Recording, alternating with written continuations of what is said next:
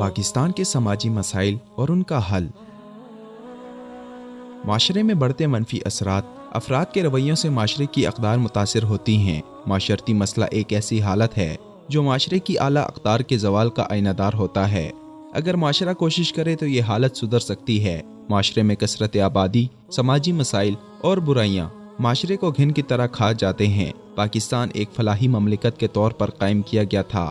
فلاحی مملکت سے مراد ایسی ریاست ہوتی ہے جس میں شہریوں کو ہر طرح کی سہولتیں میسر ہوں، جہالت، غربت اور ناانصافی کا خاتمہ ہو، لوگ اپنی صلاحیتوں کو اجاگر کرنے کے مساوی مواقع حاصل کر سکیں۔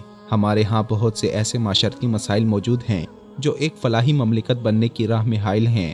سب سے ضروری چیز جو کسی قوم کے لیے ترقی کے زینے کا پہلا قدم قرار پاتی ہے وہ اس کی اخلاقی حالت ہے۔ قول و فعل کے تضاد، جھوٹ، دھوکہ دہی اور مکر و فریب ایسے اخلاقی رذائل ہیں جن کی موجودگی میں کوئی قوم خواہ کتنے ہی علوم سے بہرور ہو، کتنے ہی زمینی وسائل سے مالا مال ہو اور کتنی ہی افرادی قوت کی حامل ہو، ترقی سے ہمکنار نہیں ہو سکتی۔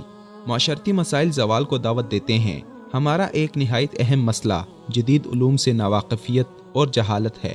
جدید ترین علوم اور ٹیکنالوجی کے حصول کے بغیر کسی بھی معاشرے کے ترقی یافتہ ہونے کا خواب شرمندہ تعبیر نہیں ہو سکتا۔ یہ ایک کھلی حقیقت ہے کہ آج دنیا کی قیادت ان ممالک کے ہاتھ میں ہے جو جدید علوم و فنون پر دسترس رکھتے ہیں۔ جذبہ قومیت کا فقدان بھی ہمارا نہایت اہم مسئلہ ہے۔ یہ حقیقت ہے کہ جن مقاصد کے حصول کے لیے ہم نے پاکستان حاصل کیا تھا ہم انہیں آج تک پا نہیں سکے۔ ہمارے معاشرے میں علاقائی مسائل کو ترجیح دینا، فرقہ بندی، صوبائی عصبیت، ملک و قوم کو پس پش ڈال کر اپنے ذاتی اغراض کو اولویت دینا عام ہے۔ جو قوت ہم قومی تعمیر میں خرچ کر سکتے تھے اسے آج تخریب میں بروئے کار لا رہے ہیں۔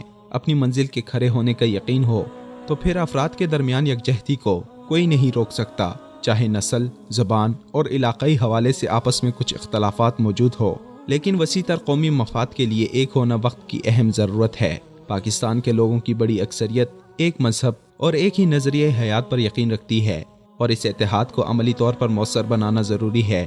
فرقہ پرستی اور اس کی بنیاد پر دہشت گردی کسی طور پر بھی برداشت نہیں کی جا سکتی۔ ان سب کا قلقمہ قومی بقا اور ارتقاء کے لیے بے حد ضروری ہے۔ معاشرتی مسائل میں غربت بھی نہایت اہم سماجی مسئلہ سمجھا جاتا ہے۔ پاکستان ایک ترقی پذیر ملک ہے، اس لحاظ سے اس کی معیشت بھی ترقی پذیر ہونی چاہیے۔ اپنی ملکی تاریخ پر نظر ڈالیں تو ہم دیکھتے ہیں کہ پاکستان اپنے قیام کے آغاز سے ہی پسماندہ حالت میں تھا۔ قیام پاکستان کے بعد جو معاشی پالیسیاں مرتب کی گئیں وہ بھی زیادہ کارآمد ثابت نہ ہو سکیں کیونکہ معاشی مشکلات پاکستان کو ورثے میں ملی تھیں۔ دوسری جانب غیر مناسب اور ناپائیدار معاشی پالیسیوں نے ان مشکلات میں اضافہ کر دیا اور پاکستانی معیشت ترقی کی منازل طے نہ کر سکی، بلکہ روز بروز پاکستانی معیشت پر غیر ملکی قرضوں کا دباؤ بڑھتا گیا۔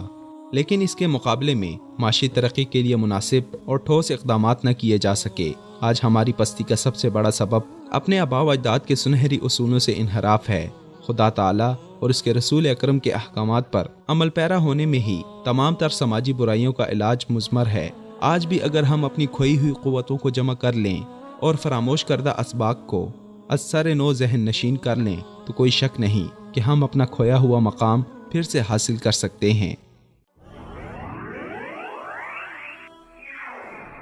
وصال اردو۔ اندھیری رات میں ایک روشن چراغ۔